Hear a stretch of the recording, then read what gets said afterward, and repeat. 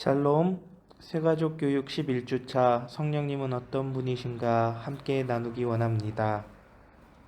교회 나오기 전에는 교회 다니는 사람들을 볼 때 하나님을 믿는 사람들 혹은 예수 믿는 사람들이라고 생각했습니다.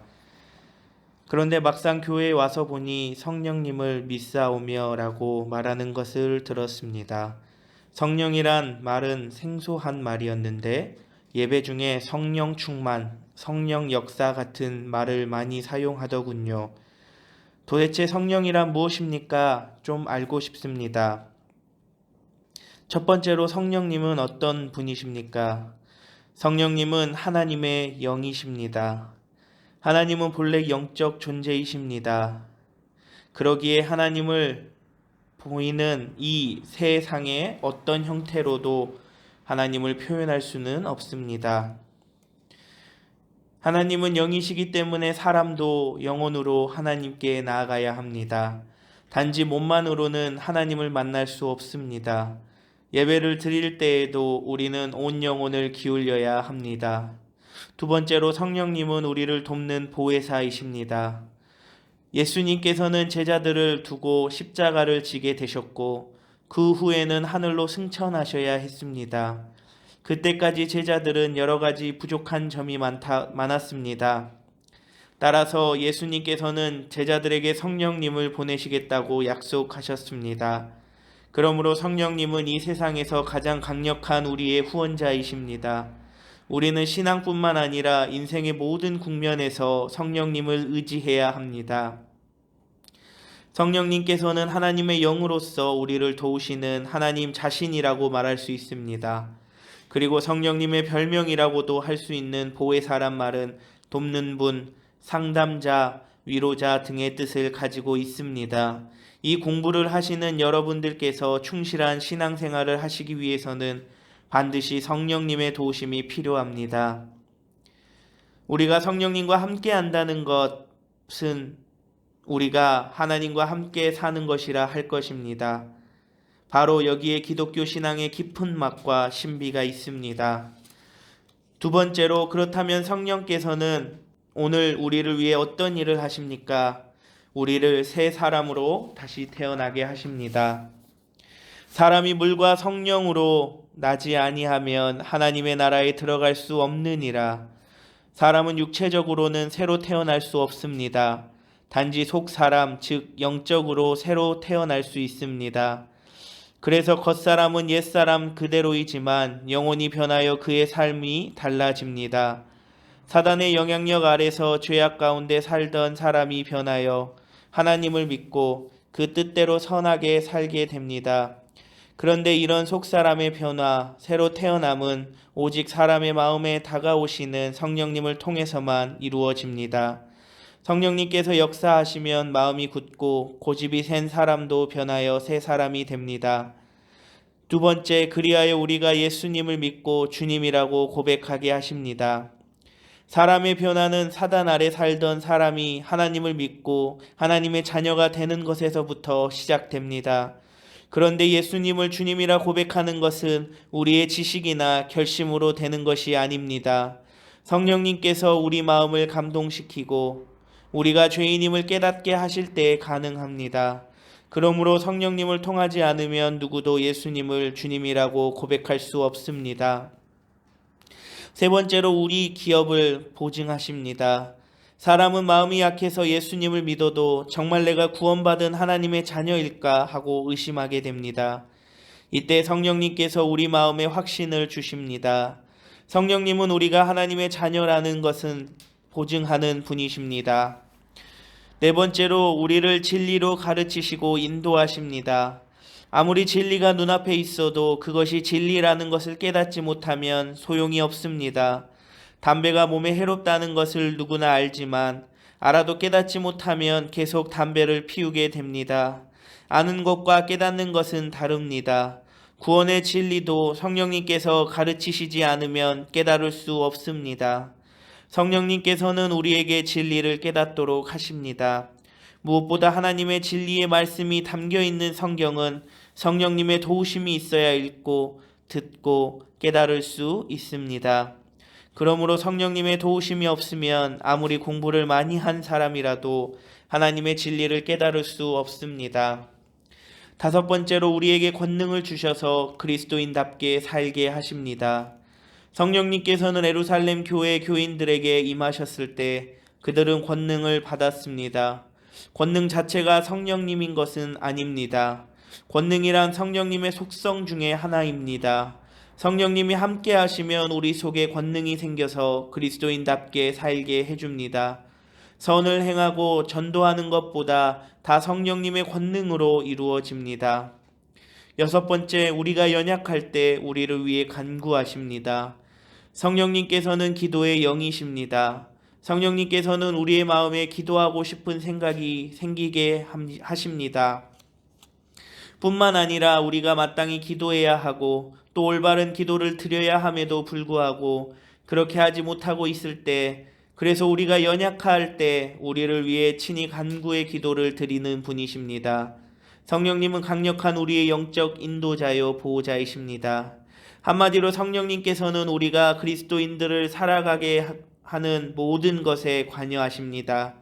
우리 영혼을 움직이셔서 믿음을 갖게 하시고 확신을 갖게 하사 아름답게 살도록 도우십니다.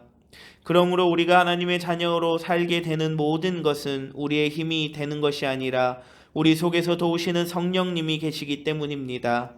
그러기에 성령님은 성도의 삶의 가장 소중한 동반자이십니다.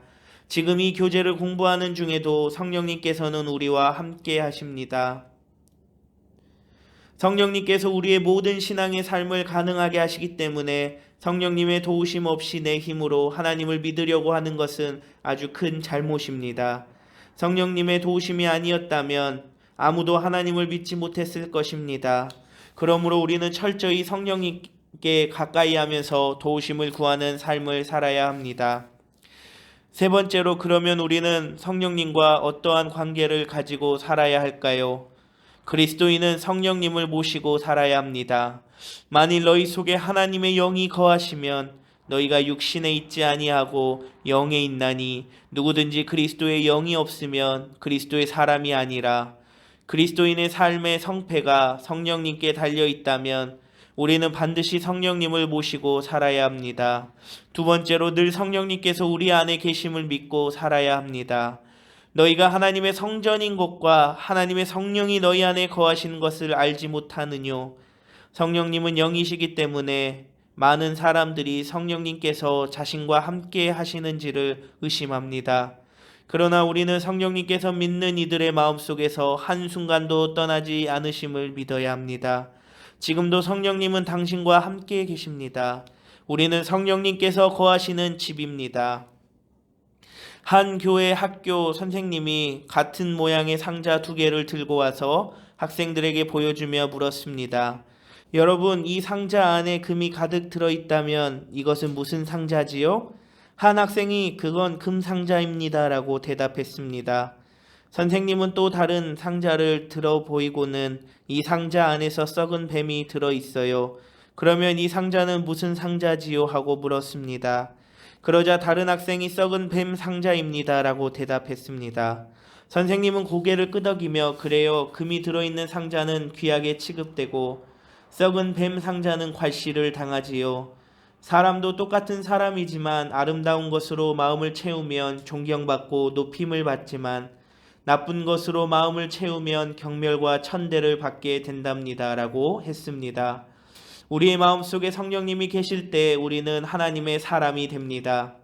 네 번째로, 성령님께서 우리에게 오셔서 함께 하시도록 하려면 어떻게 해야 할까요?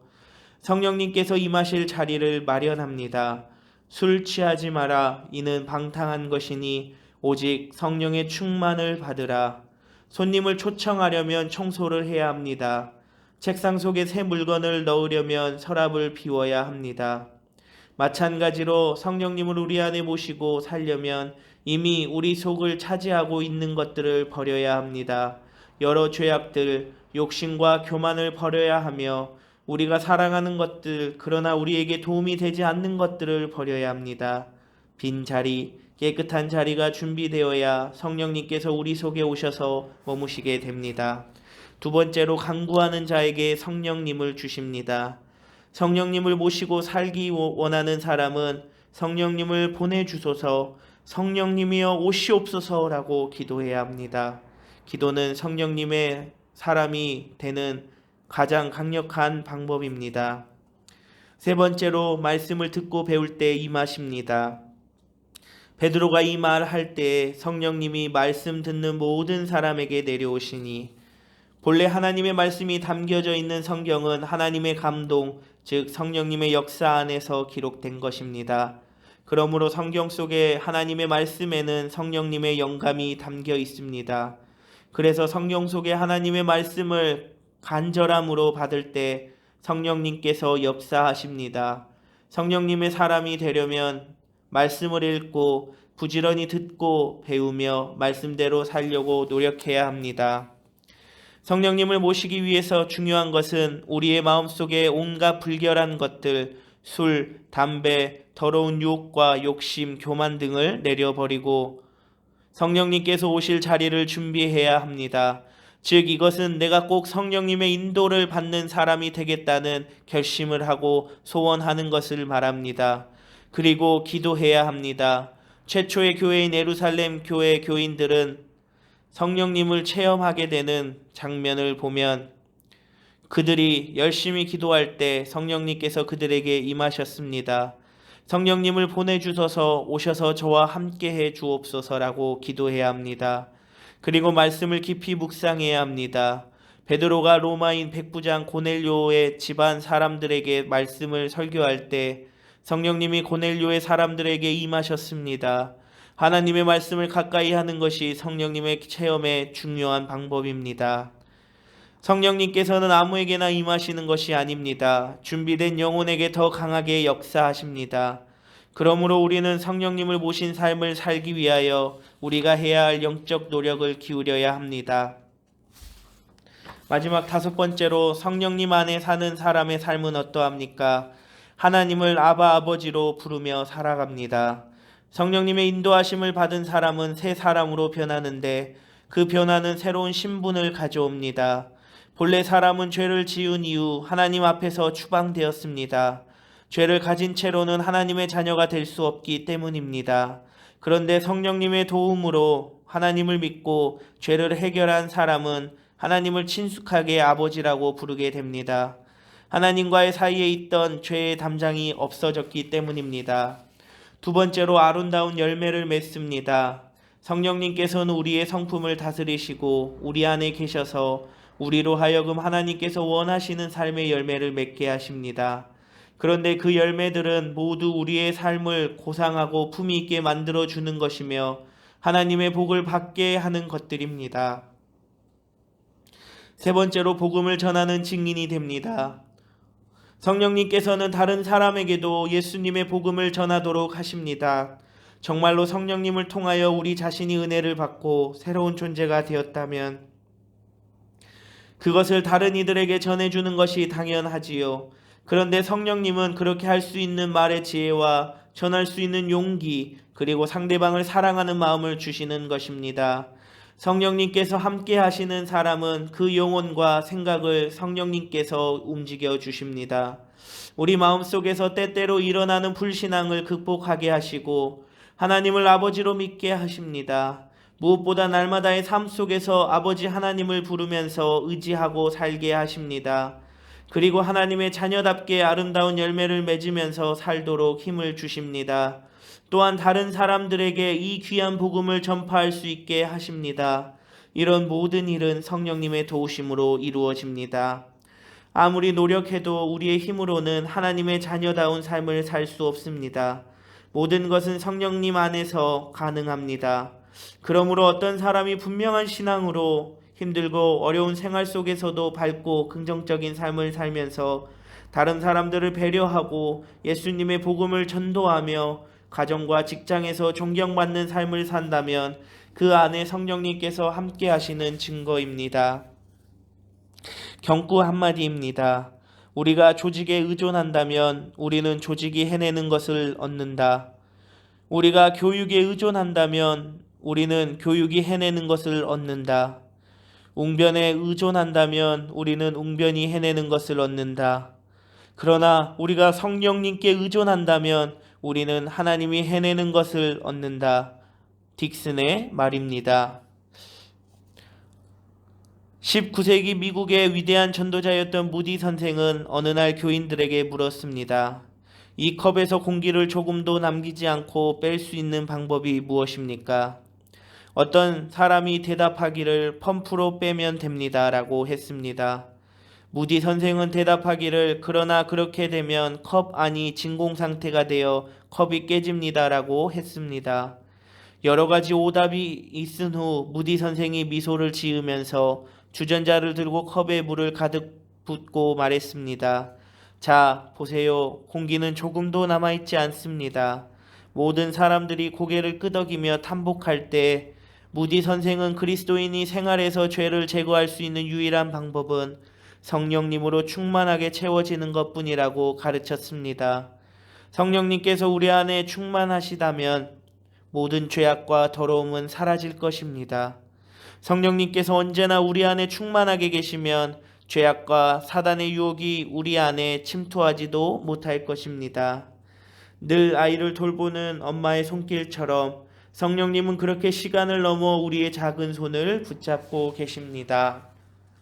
새가족교육 11주차 성령님은 어떤 분이신가에 대해 함께 나누어 보았습니다. 바라기는 우리 모두가 성령 하나님을 나의 하나님으로 모시고 하나님의 말씀과 하나님의 생각을 닮아 하나님의 일을 해내는 저와 여러분들이 되길 소망합니다. 감사합니다.